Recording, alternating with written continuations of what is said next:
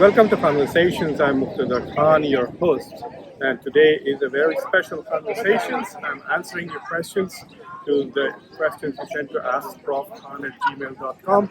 I got two questions which are about Turkey, one by Kiran from Bangalore and one by Uday. And so I'm going to answer both the questions that I'm answering from Turkey. At the back, you can see the Hagia Sophia, the iconic historic landmark, and in front of me is the Blue Mosque. So half the question I will answer with the Hagia Sophia at my back, and the other half with the Blue Mosque at my back. So you can watch, you can see both of them in the background. So starting with Kiran's questions about Turkey. So first of all, about the drones. I think you misunderstood what the CEO of the drones manufacturing was saying about selling. Pakistan was early to buy the drone from Turkey, but not only that, but Pakistan is also collaborating in building some of the ingredients and some of the parts that go into manufacturing some of the drones that Turkey is producing. Turkey's drones have got a lot of positive feedback because they have been seen in two major wars, recent ones, the one between Azerbaijan and Armenia, where Turkish drones on behalf of Azerbaijan really devastated the tanks and artillery positions of Armenia, and therefore it became quite apparent that drones, when used strategically and smartly, can have a decisive impact in warfare. And Turkish drones also played a role in defending Kiev in the war between Russia and Ukraine. And Turkish drones were also instrumental or played an important role in sinking one of the cruise ships that Russia, I don't fully remember the name of the ship, I'll have it downstairs while you're watching it, on the video. So the drones that Turkey is making have become very popular for many countries. The reason why the Turkish manufacturer CEO said that he would not sell drones to India is because, to quote him, he said, Turkey and his company is not into what he called as war profiteering, which means that he is not going to sell weapons to both sides. And since Pakistan was already his client, he said that he would not sell to India. That's the reason that he has at least given as to why he declined to sell drones to India. As far as your question about Turkish and Pakistani relationship, there are various factors. Number one, they are on the peripheries of the Middle East. Turkey is on the far west of the Middle East. Pakistan is on the far east. They are kind of bookends to the Middle East, and they are both non-Arab countries who have cultural and religious ties to the Middle East. But often their strategic interests vary significantly from the Middle East. But they were also part of CENTO, the attempt by the West to create a NATO that would involve most of the Middle Eastern countries, which was basically Iran, Iraq, Pakistan, Turkey, and the United Kingdom, which was dissolved, I think, it came out of the Baghdad Pact and was dissolved in the late 1970s. So Turkey and Pakistan have had this potential global kind of strategic alliance going back to the 1960s. You're familiar with the famous political science joke that their countries have armies, but there are two armies that have countries, namely Turkey and Pakistan. So the military-civil society relationship between Turkish military and its politicians and Pakistani military and its politicians used to be very similar. But the success of Erdogan, and in the last 10-15 years, he has successfully put the Turkish military back into the barracks and out of politics, whereas Pakistan has failed to do so. Most recently, you saw an attempt by Mahathir Mohamad, Tayyip Erdogan, and Imran Khan to create an alliance against what they call as Western Islamophobia, and it was essentially something that the Saudi government essentially prevented from happening, and Imran Khan simply did not show up at the meeting where Mahathir and Erdogan both did. Under the pressure from the Saudis. So there is, you could say, a strategic history between the two countries. And a few years ago, until the meeting between President Erdogan and Prime Minister Narendra Modi in Samarkand during the Shanghai Cooperation Organization's summit a couple of months ago, Turkey was also becoming an important voice calling for internationalization of the Kashmir issue. But lately, I think after that meeting, Erdogan has changed his position, and essentially at the UN General Assembly this year, he made the point that India and Pakistan need to resolve this. Essentially, switching from the Pakistani position, which is to internationalize the Kashmir issue, to the Indian position, which is to keep the Kashmir issue a bilateral matter. So these are some of the strategic implications of Turkish and Pakistan relations. I think because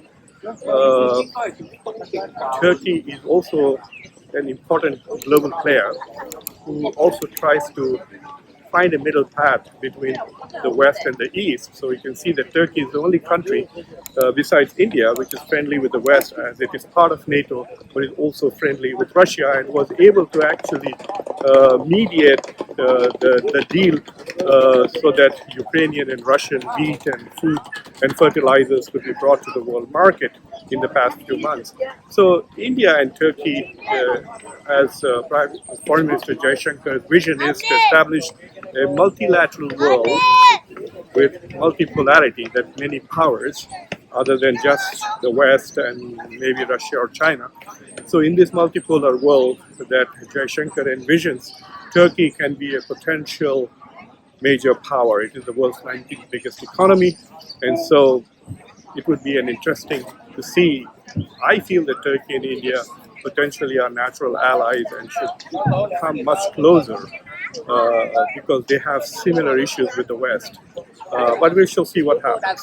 Hello, as promised, I have switched. You can see the blue mosque is behind me. This is the only mosque that has 6 minarets because it was built by a caliph who thought of himself as Shahin Shah, King of Kings. So only he has the privilege of building a mosque with 6 minarets. So Uday, your question is interesting. The first part, why are Western countries not acknowledging that the missile that fell into Poland was from Russia because of it? I don't think so. I have a feeling that if you notice that in the past 1 week, especially after the midterm elections, President Biden has twice disagreed with some of the claims that Zelensky has made, the president of Ukraine. So I have a feeling that the West is unhappy that the Ukrainian S-300, which landed in Poland, at least that's what the Western media, intelligence and government is claiming. Though initial reports said that Western intelligence had said that Russia had shot a missile at Ukraine. So I think that Biden feels that perhaps Zelensky is trying to manipulate the West and NATO into getting into a war with Russia. So he has pushed back against it. So even Article 5, which would have been a natural thing to do to trigger, did not take place, and what they did was initiate Article 4, which basically means that Western and NATO countries will have to start paying a little greater attention to what is happening in the war. So as far as Turkish economy is concerned, yes, Turkey is suffering from extremely high inflation, hyperinflation, and in the last 3-4 years, its economy has suffered significantly. I was here in Turkey in 2015 and probably also in 16, and at that time I think I paid maybe less than 5, I got about 5 liras, I don't remember exactly, but right now, today, it's about 18 plus per dollar. So you can see how significantly Turkish currency has declined vis-a-vis. Yes, dollar has become stronger, but the Turkish currency has also declined significantly, which will contribute to inflation. The inflation in Turkey is as a result of COVID, but I think one of the reasons why Turkish economy is going through a bad case is because इनके जो सदर हैं उनकी अजीब economic philosophy है. सारी दुनिया में जो है सो जब इन्फ्लेशन बढ़ता है तो जो सेंट्रल बैंक्स होते हैं वो इंटरेस्ट रेट बढ़ाते हैं ताकि मार्केट को थोड़ा स्लो करें, पैसे की कीमत बढ़ाएं.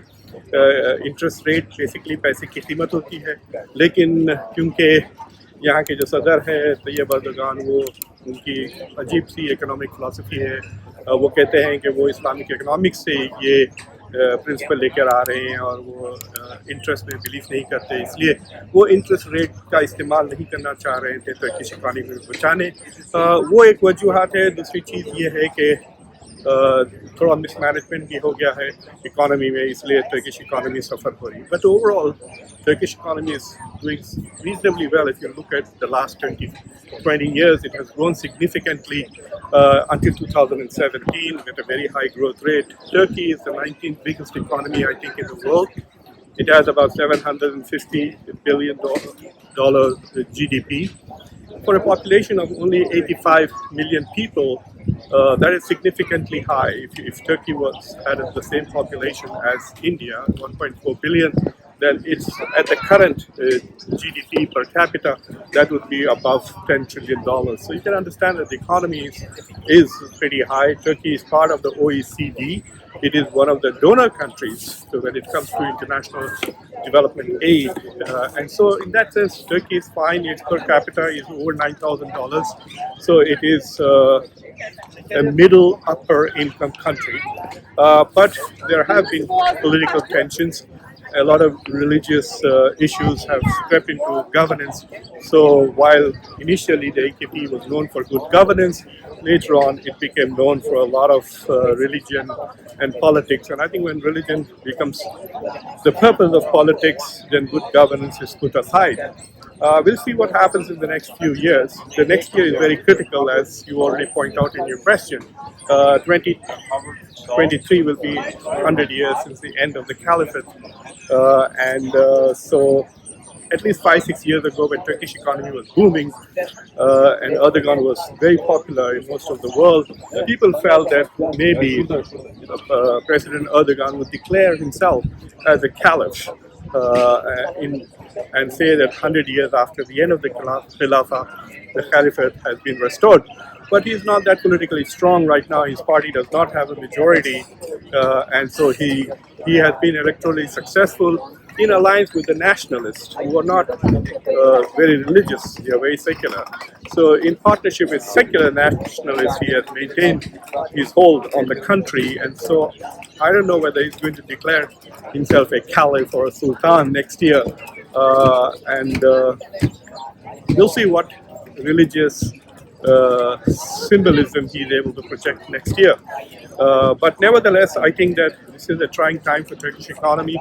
But Turkey is also geopolitically a very significant country. It is on the border of Asia and Europe.